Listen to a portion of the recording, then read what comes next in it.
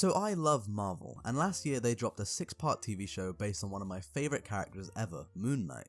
As great as it was seeing this amazing character who I adore so much being put into live action, this show has a lot of problems and issues that really bug me as a massive fan of the character. The show is nowhere near bad, I would even go as far to call it a good show, but it has a lot of factors that really hold it back and stop me from being able to love it as much as I want to. When that first episode dropped, it was all I could talk about. There was so much potential and I loved the direction it was headed, and then it slowly became more and more disappointing. My top 3 favourite comic book characters of all time are Punisher, Daredevil, and Moon Knight. I absolutely adore when superheroes are less abled and use that to their advantage. It's inspiring and everything a superhero stands for in my opinion. Daredevil being a disabled blind man and being a badass superhero means so much to so many people. And I think the same thing applies to Moon Knight. He is a mentally fractured character suffering from dissociative identity disorder, which not many other characters in Marvel or DC have. And in my opinion, he is the most complex and interesting character in comic books as a whole, which allows him to have so many beautiful and intriguing storytelling possibilities to use in a TV show format. So let's get into why I think Moon Knight 2022 is a poor adaptation.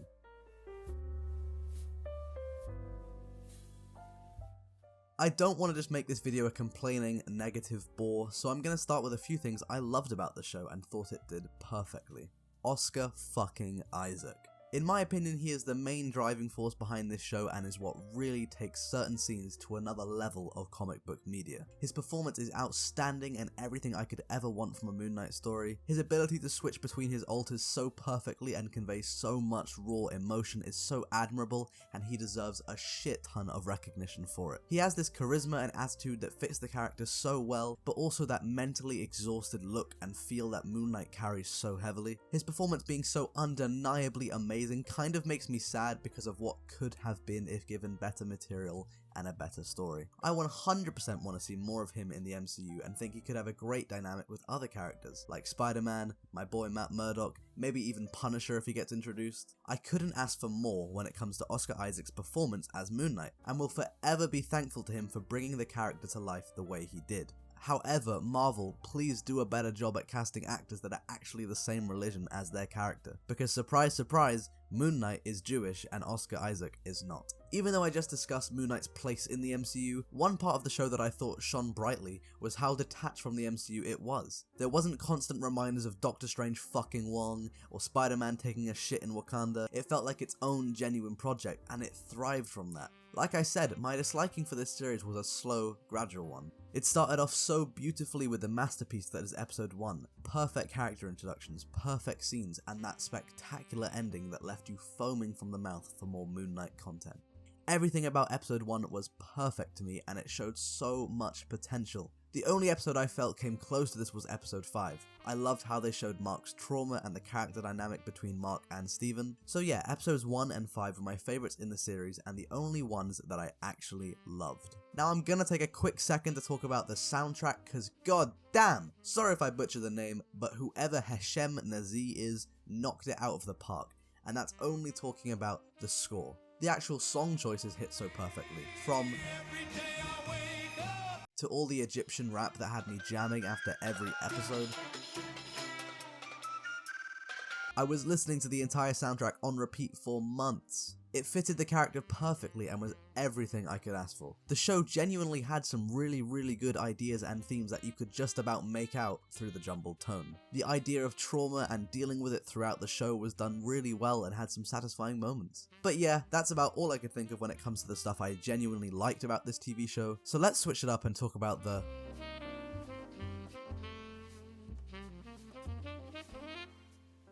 I'll start with an issue that isn't just present in Moon Knight, but in the majority of the Marvel Disney Plus projects, and that is the episode count and pacing. I'm sorry, but 6 episodes is not working. These are barely even TV shows. They are stretched out movies, and for a character as complex as Moon Knight, he needed and deserved more episodes. It should have been a serious 12-episode season of television that could take its time with all its themes and ideas, rather than rushing through and ultimately making the ending unsatisfying. This show was rushed and just was not nearly long enough, and the finale is a perfect representation of that. So many things are left unexplained, and by the end I was just left with a sour taste in my mouth, genuinely wondering, is that it?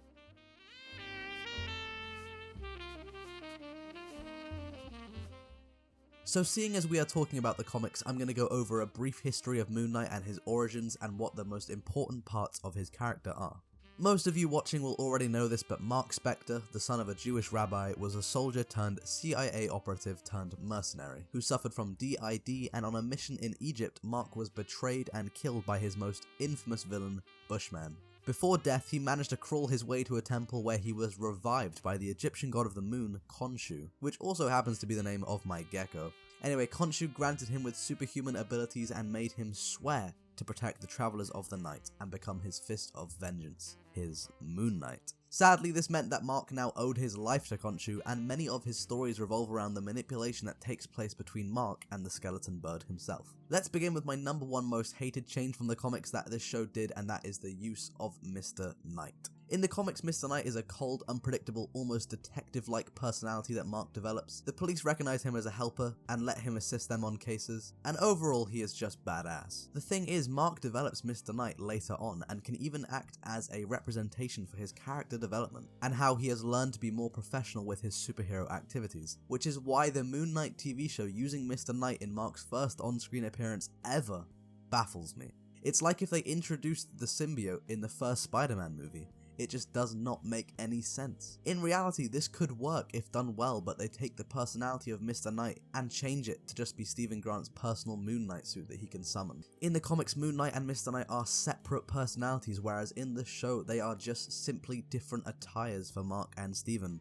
I'll be honest, I don't mind the idea of this change. However, the way they handle it and use Mr. Knight as a pure comic relief for Stephen just does not work. It jumbles the tone of the show and adds a comedic aspect that doesn't and shouldn't be there in specific scenes. For example, take a look at this scene right here where Mark is kicking ass and choking someone out, only for the pacing to be ruined by a shitty attempt at humor. Give me the body, Mark!